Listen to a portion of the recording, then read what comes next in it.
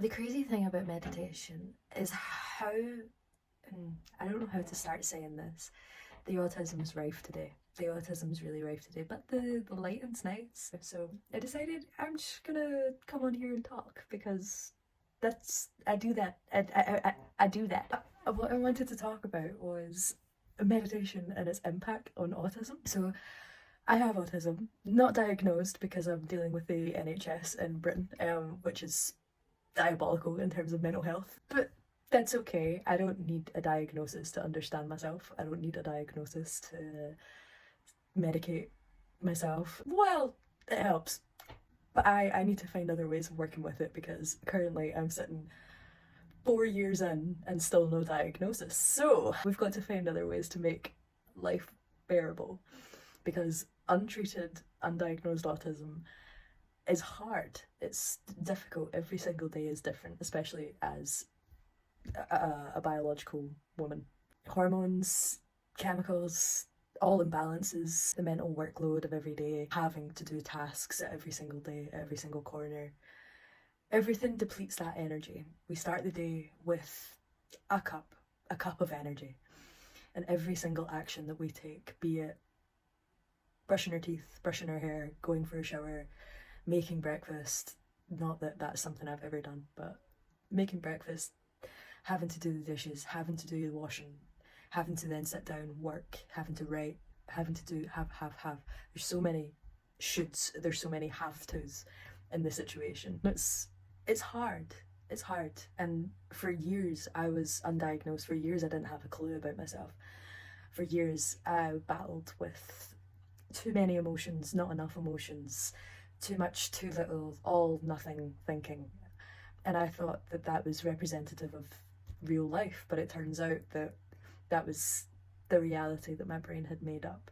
So it took me 20 years to figure out that I had this disorder. It took me 20 years, and it wasn't until I found out about female ADHD that it actually started clicking. So within that, there's a lot of struggle because I can't just go to the doctor and ask them what I need. I had to prove it in so many different ways. And again, for 4 years, I've done all the assessments, I've written all the letters, I've gone through their process.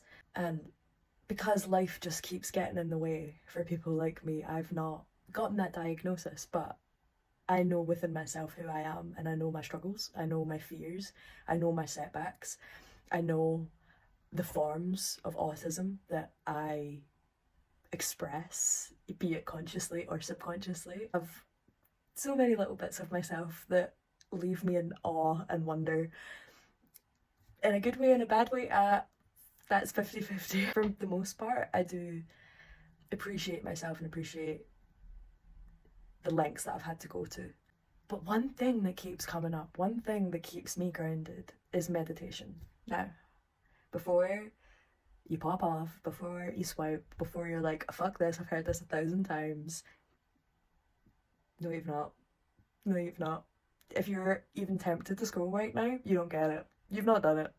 And I'm sorry. I'm sorry to be the bearer of that bad news. Having autism and having disorders like ADHD, BPD, schizophrenia, all of these things are in the mind. So where does that leave us? I'm somebody that struggles with a lot of substance abuse.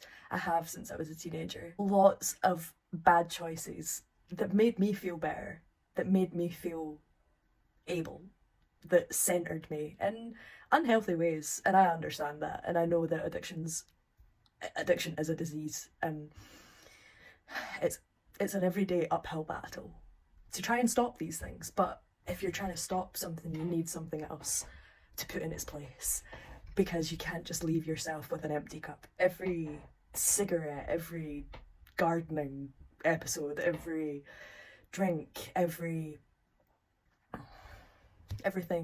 comes at a cost. Everything that we're putting into ourselves is just trying to streamline dopamine into our brain. And it's difficult. It's difficult when it feels like it's you against the world. It feels like it's you and you alone. That's heavy, but I've dealt with that feeling of alone for my whole life, I've never felt connected to people. I've never felt able to connect to people. I feel fear, I feel shame, I feel guilt, I feel perception, I feel lack of understanding. I feel like I'm over explaining myself all the time to just try and get people to understand what's happening inside. And that only goes so far, right? You can't do that forever, because that's just pouring the cup away, pouring that cup away, because it's just constant giving. And there's nothing there to take. There's nothing there to bring back to yourself, bringing back your energy, bring all that effort that you've put in back is horrifically challenging. And even if you're doing the best that you can, it's never quite enough. We get to the end of the day and we're exhausted. We get to the end of the day and it's hard. You have no energy. You have no want, no will to live. You have a deep sadness that appears, because even though you've put in all that effort, seeing the reward, reaping the reward of that is impossible. It just doesn't work, does it? But this is where, I don't even want to say it, because everybody's gonna be like, it's so cliche, of course we know that. Meditation. It's something that I've known about for years. It's something that back when I figured out about the ADHD and about the autism, I figured out that it helped. Training my brain to think about nothing and to just feel the sort of mind-body connection. It made such a difference in the beginning when I was dealing with college and I was dealing with uni, and it worked. But I don't think I fully appreciated it because I had so much else going on. I don't think I ever appreciated what it was doing to my biochemistry and what it was actually doing to my brain, to the point where I stopped meditating, I stopped taking that time, I stopped making that time. And now I'm a few years later, every day is a sense of back at square one. Every single day is the same. It's the same shit, it's the same stagnant energy, it's the same worries, it's the same fears, it's the same overwhelm. It's every single day is a repeat of the last. When you've got months and months and months of bad juju going on, it's difficult, you know? And it should be easier. There should be, I believe there should be spaces within this world that people like me can go to, and they can learn about their body, they can learn about their mind in a very unjudgmental manner. Because everywhere you go, it's judgment. You know, you go to the doctors, it's judgment. You go to your family, your friends. And as much as they try to support you, there is a judgment there because they don't understand. They've not done the same level of research. They've not done the same level of introspection as what you have. People with autism, that's like our trait. It's self-introspection, and it's the ability to see ourselves and to see what's happening in a very analytical way. But that leaves us empty still. There's still no energy coming back to us because all we're doing is thinking. It doesn't stop. But the thoughts, the thinking, that's the overwhelm. That's your brain trying to make sense of things. That's your brain in its most highest stressed out form, because it doesn't have the answers. People with autism, I believe, in my opinion anyway, that this is some sort of level of like evolution that people are experiencing. There's way too big of a trend going on for us to ignore it, but I feel like it is being ignored by the greater society at large. We've got so much stuff going on right now. In the UK, we've got the election coming up. We have the Tory and the Labour TikTok war, which is just ridiculous in every single sense. We have the economy's going, the housing crisis, the cost of living crisis, the education crisis, there's so many crises. Life's a crisis right now. So there's no room to look to this exponential growth of people with neurodivergent tendencies. There's no room for it. We can't make more room. So where does that leave us? Not in a very good place, I'll tell you that. Sorry, my chair's like so squeaky I can hear it. These are like kind of noise cancelling because I can't, I don't like to hear myself talk about these things, but wait, I can fix it. I just wanted to take a minute to like explain the impact that meditation can have, because meditation is one letter away from medication, and I don't know if that's a coincidence, but I believe that that's there for a reason, right? I love it when words do that. You know, like emotion, energy and motion. It just, stuff like that really tickles me. Meditation in itself is a practice, okay? It's something that you can do it once and you can feel good. But if you do it over and over and over again, you feel better and better and better and better every single time. You set yourself up in a way where the problems, the fears, the overwhelm, it doesn't get to you as much, okay? You change your energy, you change the approach to the situation by going inward. And when you go inward, what starts to happen, and with the training, I cannot do meditation by myself, okay? I'm not that advanced, okay? We're not monk level yet. What it does with the guided meditations, it continually trains your brain to come back to center, right? With no thoughts. The analytical mind calms right down. And what then happens is space is created for your energy to renew. Now, this is super, super important with people with autism because our energy is so depleted all of the time. Dopamine levels, our serotonin levels, our oxytocin levels are all over the place, all the time. We cannot get a handle on reality. It's so difficult because we don't know what we're thinking is right. We don't know if what we're thinking is wrong. We don't know if what we're thinking is even what everybody else is thinking. Like, we look to other people for answers to our problems. But that's never going to work because other people are not experiencing life the same way that we are. And it's tremendously difficult. When you take that space to meditate, it's not a case of you're just sitting trying not to think about things. You can think about things, right? But it's the way that you start thinking about these things. It's the change in the perception that starts to help. When you take that time for yourself, it can recharge you.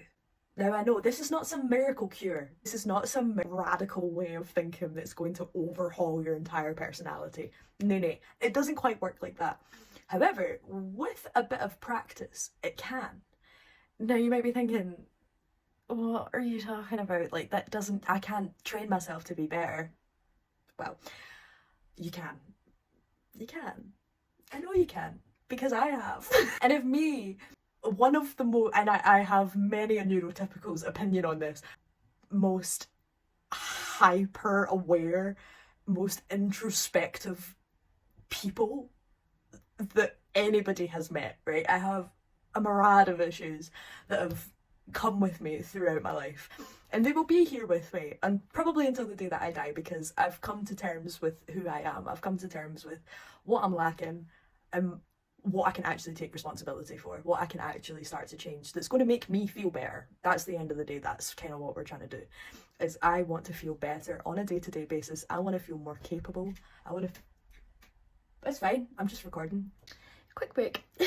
But meditation, a couple of times a day, and it sounds so hard. It sounds like, oh, there's too much to be getting done, too much in kind of daily life to be getting on with, and I completely understand that. What I would challenge you to do is sit for 15, take a bit of time for yourself, with yourself, put on a guided meditation, be it 15 minutes, be it half an hour, be it 45 minutes, whatever you feel comfortable with. Sit down. You kind of have to force yourself in the beginning, and it feels very unauthentic in the beginning, but you sit down and you listen to what's being said to you. You sit down, calm your mind, right? Calm your mind, get in contact with your heart, and bring in that energy from the quantum realm, if that's how you want to say it. I know I really love Joe Dispenza because he does relate a lot of stuff to the quantum realm, quantum mechanics. There's a lot of scientific backing, there's a lot of real life examples, so like it speaks to my analytical mind. It speaks to me on like such a deep level, and it's amazing. So I just want to impart this kind of wisdom and spread this kind of positivity, because I know in today's age it can seem like an impossible task to try and have time for yourself and really get in tune with the person you want to be, the feeling that you want to feel. It's crazy the difference that can come